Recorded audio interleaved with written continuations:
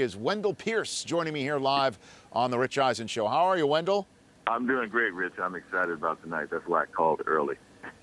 Can't wait for the Saints.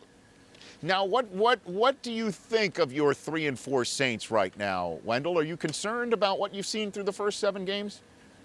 No, I'm not concerned because we have righted the ship. We have made sure that we are on track. We are one of the elite teams in the NFL, but our record doesn't show it because we lost because of miscommunication or big play or whatever. 3 of our losses were by 1, 2, 3 points. So, but for a bounce of the ball one way or the other, we would have won those games. We have a lot better schedule. But the play of the team, especially over the past 2 weeks, has just been evident of that. They are ready for the second half of the season. And tonight it starts when we go and blow out the Panthers and we take first place in the Southern Division of the NFC.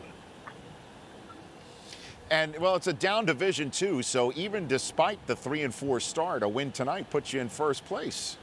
Yeah, and that's important. It's like a playoff game tonight for us, All division games are, kind of like playoff games, I think.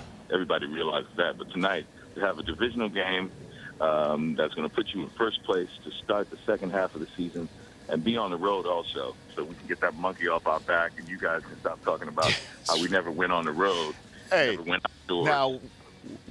Now, hold on a minute, Wendell. When you say you guys, don't paint me with the big brush, because I'm the one who's saying, even though I do have that stat that the Saints have lost 7 in a row on the road, I keep pointing out there was a pretty darn big road win last January that this team needed and came up with. That's what I don't understand, Rich. Why did they say 7 in a row when people forget about that playoff game in Philly? I'm sure the Philly fans know that we won on the road. They seem to forget that. Well, these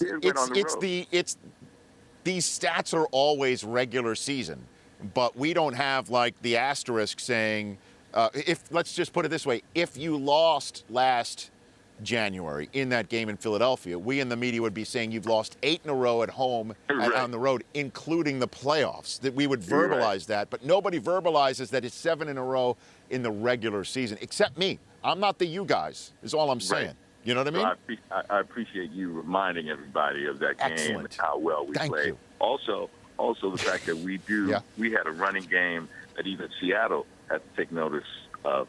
Mark Ingram is on fire. And that was evident when we played the Green Bay Packers. And he's going to show up. He's going to show up tonight as well. And who really is impressive is. Really impressive has been Brandon Cooks. He has 40 catches on the season. That leads all rookie receivers, including Sammy Watkins and the beast that we're going to see here tonight, Kelvin Benjamin. Yeah, I think that's what the matchup everyone's going to want to see, how these 2 rookies are going to show out tonight, Brandon Cooks and Benjamin. But, I put my money on Cooks and Breeze really showing everybody who have forgotten about the Saints because of our record, that he has a new weapon that nobody really knows about because we haven't been getting the attention, and everybody said, why did you get rid of Sproles?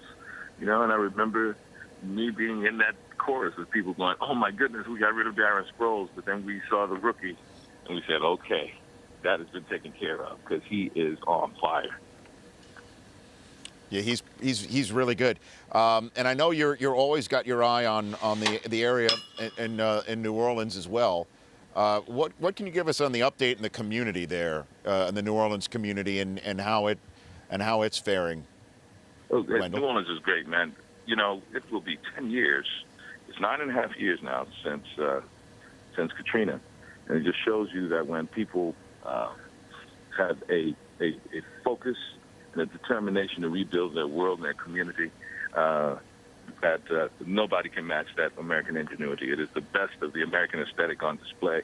New Orleans is back. It's one of the fastest growing cities in the country. The economic growth is there, the economic development. I've brought back my neighborhood of Punch Train Park with the help of the residents there. We put together our own community development corporation and rebuilding. We have this historic golf course right in the middle of it. Major League Baseball has an urban youth academy right in our neighborhood. We have tennis courts. It's a sports mecca for kids. and 1,000 homes in a community that was in some of the deepest flooding, and we're almost 85% back. So, it's just a testament to American ingenuity. It is reflected in the Saints' storied career of being the laughingstock of the NFL for so many years, and now in this Breeze, Peyton era, being one of the elite teams.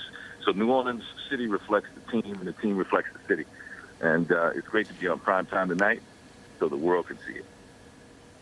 Yeah, and this city still, this team still woven into the tapestry of the city in the way that you just described it, Wendell. And I know obviously what it meant with Katrina. Now, almost a decade later, it still has the same hold. Yes or no? Absolutely, absolutely. That hold and that connection was just fortified with the rebuilding and the recovery, because then you realize how important it is. And sports teams, and I tell all the athletes that I meet, I really thank them, not just for the games. I say, you really are part of people's lives, part of our memories, part of our DNA. The first person you think of after a championship win is your dad, who brought you to the games every Sunday. That's the first person I called, and I said, I love you, just because of that. So the Saints means so much more to the city, just like the big game, in Boston this weekend. And you were just mentioning the mayor. That's so woven into the fabric of our social life. That's why the NFL is a very, very special league, it touches people's lives, and so New Orleans is a perfect example of that. Yeah, and Rob Ryan looks like he strolled right off of Bourbon Street too. You think about it, Wendell, right? Rob Ryan, he doesn't have to buy a drink in New Orleans, especially after he righted the ship with the defense. Come on in. I got you, Rob. All right. Well, before I let you go, Odd Couple, are you on the set right now of Odd Couple? I am. The Odd Couple? I am. I'm on the set in the studio. I can't wait to finish work today so I can go home and see the game. It's going to be coming on the CBS, okay. In the second part of the season. And I just finished Ray Donovan on Showtime. That'll be coming up next That's spring. Right. So, out here in Hollywood, man, enjoying the sunshine and working hard.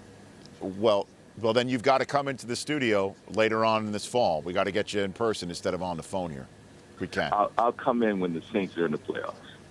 So that's a guarantee. All right, Wendell. Thanks for phoning in. I appreciate it. Thank you, Rich. The Rich Eisen Show, weekdays at noon Eastern. On Audience.